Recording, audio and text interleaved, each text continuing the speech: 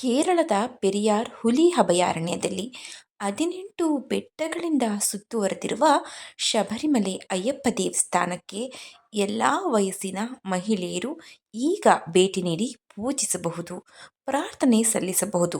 ಈ ದೇವಾಲಯವನ್ನು ಋಷಿ ಪರಶುರಾಮರು ಸ್ಥಾಪಿಸಿದ್ದಾರೆ ಎಂದು ನಂಬಲಾಗಿದೆ.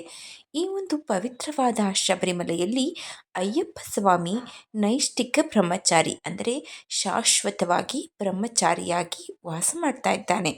ಸುಪ್ರೀಂ ಕೋರ್ಟ್ ಇಂದು ಕೇರಳ ಹಿಂದೂ ಸಾರ್ವಜನಿಕ ಪೂಜಾ ಸ್ಥಳಗಳ ನಿಯಮಗಳ ಪ್ರಕಾರ 1965ರ ನಿಯಮ 3B ಅನ್ನು ರದ್ದುಗೊಳಿಸಿ ಅದನ್ನು ಅಸಂವಿಧಾನಿಕ ಎಂದು ಘೋಷಿಸುವವರೆಗೆ ಮುಟ್ಟಿನ ವಯಸ್ಸಿನ ಅಂದರೆ 10ರಿಂದ 50 ವರ್ಷ ಮಹಿಳೆಯರಿಗೆ ದೇವಾಲಯಕ್ಕೆ ಪ್ರವೇಶ ಇರಲಿಲ್ಲ. ಅದು ಯಾಕೆ ಅನ್ನೋದು ಮಾತ್ರ ಕೆಲವರಿಗೆ ತಿಳಿದಿಲ್ಲ.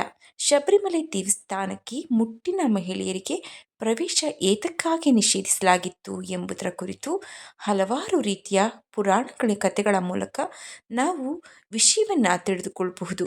ಪುರಾಣ ಮತ್ತು ಮೌಖಿಕ ಸಂಪ್ರದಾಯಗಳ ಪ್ರಕಾರ ಶಿವ ಮತ್ತು ವಿಷ್ಣು ಮೋಹಿನಿ ರೂಪದಲ್ಲಿದ್ದಾಗ ಅವರ ಸಮಾಗಮದಿಂದ ಜನಿಸಿದವನೇ ಸ್ವಾಮಿ ಅಯ್ಯಪ್ಪ. ಸ್ನೇಹಿತರೆ, ಇಂತಹ ಪವಿತ್ರವಾದ ಒಂದು ರೂಪವನ್ನು ಪಡೆದ ಅಯ್ಯಪ್ಪ ಸ್ವಾಮಿಯನ್ನು ದರ್ಶನ ಮಾಡಲು ಮುಟ್ಟು ಬರುವಂತಹ ಮಹಿಳೆಯರಿಗೆ ನಿಷೇಧವನ್ನು ಹೇರಲಾಗಿತ್ತು. ಹಾಗಾದರೆ ಏತಕ್ಕಾಗಿ ಅನ್ನೋದು ಎಲ್ಲರಲ್ಲೂ ಕಾಡುವಂತಹ ಪ್ರಶ್ನೆ. ಬನ್ನಿ ಹಾಗಾದರೆ ಇದಕ್ಕೆ ಸಂಬಂಧಿಸಿದ ಪುರಾಣದಲ್ಲಿ ಇರುವಂತಹ ಕಥೆಯೊಂದನ್ನು ತಿಳಿದುಕೊಳ್ಳೋಣ. ನಮಸ್ಕಾರ ಸ್ನೇಹಿತರೆ, ಎಲ್ಲರಿಗೂ ಮಾನು ಮನೋಜ್ ಕನ್ನಡ ಯೂಟ್ಯೂಬ್ ಚಾನಲ್ಗೆ ಸ್ವಾಗತ. ಸ್ನೇಹಿತರೆ, ಮಹಾಸಾಗರ ಮಂಥನದ ಸಮಯದಲ್ಲಿ ಭಸ್ಮಾಸುರ ಎಂಬ ಮಾರಕ ರಾಕ್ಷಸನನ್ನು ಸಂಹರಿಸಿ ದೇವತೆಗಳಿಗೆ ಅಮೃತವನ್ನು ಪಡೆಯಲು ವಿಷ್ಣು ಮೋಹಿನಿಯ ರೂಪವನ್ನು ಧರಿಸ್ತಾನೆ.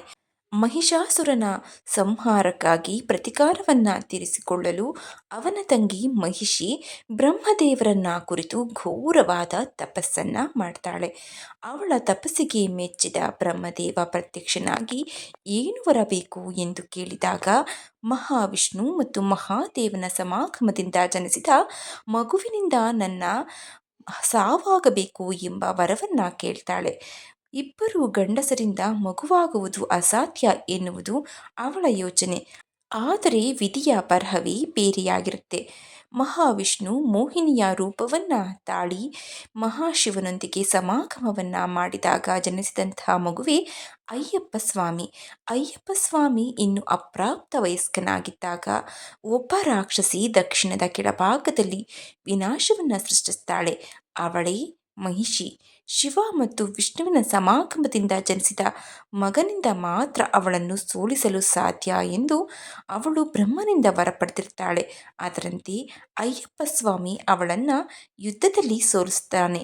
ನಂತರ ಆ ರಾಕ್ಷಸಿ ಒಬ್ಬ ಸುಂದರ ಯುವತಿಯಾಗ್ತಾಳೆ. ಆಕೆಗೆ ರಾಕ್ಷಸನ ಜೀವನವನ್ನು ನಡೆಸಲು ಶಾಪಗ್ರಸ್ತಳಾಗಿದ್ದಳು ಎಂದು ತಿಳಿದುಬರುತ್ತೆ. ಈ ಸೋಲಿನಿಂದ ಆ ಮಹಿಳೆ ಮುಕ್ತಳಾಗ್ತಾಳೆ. ಹಾಗೆ ಪ್ರತಿಯಾಗಿ ಅಯ್ಯಪ್ಪ ಸ್ವಾಮಿಗೆ ಪ್ರೇಮ ನಿವೇದನೆಯನ್ನು ಮಾಡಿಕೊಳ್ತಾಳೆ. ಕಾಡಿಗೆ ಹೋಗಿ ಭಕ್ತರ ಪ್ರಾರ್ಥನೆಗೆ ಉತ್ತರಿಸಲು ನನಗೆ ದೀಕ್ಷೆಯನ್ನು ನೀಡಲಾಗಿದೆ ಎಂದು ಹೇಳಿ ಅವಳ ಪ್ರೀತಿಯನ್ನು ನಿರಾಕರಿಸ್ತಾನೆ. ಆದರೆ ಆ ಯುವತಿ ಪಟ್ಟು ಬಿಡದೆ ಅವನನ್ನು ಕಾಡ್ತಾಳೆ. ಆದ್ದರಿಂದ ಕನ್ನಿಸ್ವಾಮಿಗಳು ಅಂದರೆ ಹೊಸ ಭಕ್ತರು ಶಬರಿಮಲೆಯಲ್ಲಿ ತಮ್ಮ ಪ್ರಾರ್ಥನೆಗಳೊಂದಿಗೆ ನನ್ನನ್ನು ಭೇಟಿ ಮಾಡುವುದನ್ನು ನಿಲ್ಲಿಸಿದ ದಿನ ಅಯ್ಯಪ್ಪ ಸ್ವಾಮಿ ಅವಳನ್ನು ಮದುವೆಯಾಗುವುದಾಗಿ ಭರವಸೆಯನ್ನು ನೀಡ್ತಾನೆ. ಆ ಮಹಿಳೆ ಪಕ್ಕದ ದೇವಸ್ಥಾನದಲ್ಲಿ ಅವನಿಗಾಗಿ ಕಾಯಲು ಒಪ್ಪಿಕೊಳ್ತಾಳೆ. ಆ ಮಹಿಳೆಯನ್ನು ಇಂದು ಪಕ್ಕದ ದೇವಸ್ಥಾನದ ಮಾಲಿಕಾಪುರದಮ್ಮ ಅಂತ ಪೂಜಿಸ್ತಾರೆ. ಮಾಲಿಕಾಪುರದಮ್ಮನ ಗೌರವಾರ್ಥವಾಗಿ ಅಯ್ಯಪ್ಪನು ಯಾವುದೇ ಮುಟ್ಟಿನ ಮಹಿಳೆಯನ್ನು ಸ್ವೀಕರಿಸುವುದಿಲ್ಲ ಎನ್ನುವುದು ಒಂದು ದಂತಕಥೆ. ಅಲ್ಲದೆ ಮಹಿಳೆಯರು ಮಾಲಿಕಾಪುರದಮ್ಮನ ಪ್ರೀತಿ ತ್ಯಾಗಕ್ಕೆ ಅವಮಾನ ಮಾಡುವುದರಿಂದ ಅಯ್ಯಪ್ಪನನ್ನು ಭೇಟಿ ಮಾಡುವುದನ್ನು ನಿಲ್ಲಿಸ್ತಾರೆ ಅನ್ನೋದು ಅವಳ ಕಲ್ಪನೆ. ಇನ್ನೊಂದು ಆವೃತ್ತಿಯ ಪ್ರಕಾರ ಅಯ್ಯಪ್ಪ ಸ್ವಾಮಿ ಒಬ್ಬ ಐತಿಹಾಸಿಕ ವ್ಯಕ್ತಿ.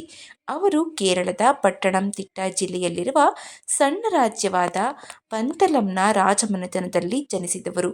ಶಬರಿಮಲೆ ದೇವಸ್ಥಾನವು ಅದೇ ಜಿಲ್ಲೆಯಲ್ಲಿದೆ. ಅವರು ಪಂತಲಂ ಅರಮನೆಯಲ್ಲಿ ಬೆಳೆದರು. ಅರಮನೆಯ ಅವಶೇಷಗಳು ಇನ್ನೂ ಅಸ್ತಿತ್ವದಲ್ಲೇ ಇವೆ. ಅಯ್ಯಪ್ಪನು ತನ್ನ ರಾಜ್ಯದಲ್ಲಿ ವಾಸಿಸುವ ಜನರ ಯೋಗಕ್ಷೇಮದ ಬಗ್ಗೆ ಕಾಳಜಿ ವಹಿಸಿದ್ರಿಂದ ತನ್ನ ಪ್ರಜೆಗಳಿಗೆ ಪ್ರೀತಿಯ ರಾಜಕುಮಾರನಾಗಿ ಬೆಳೆದನು ಅಂತ ಹೇಳಲಾಗುತ್ತೆ. ಅದೇ ಸಮಯದಲ್ಲಿ ಬಾಬರ್ ಎಂಬ ಅರಬ್ ಕಮಾಂಡರ್ ನೇತೃತ್ವದ ಸಣ್ಣ ಖಂಡದ ಒಳನುಗ್ಗುವವರು ಅಂದರೆ ದಾಳಿಕೋರರು ರಾಜ್ಯದ ಮೇಲೆ ದಾಳಿ ಮಾಡ್ತಾರೆ. ಅಯ್ಯಪ್ಪ ಅವರನ್ನು ಸೋಲಿಸ್ತಾನೆ. ನಂತರ ಅವರು ಅವನ ಭಕ್ತರಾಗ್ತಾರೆ.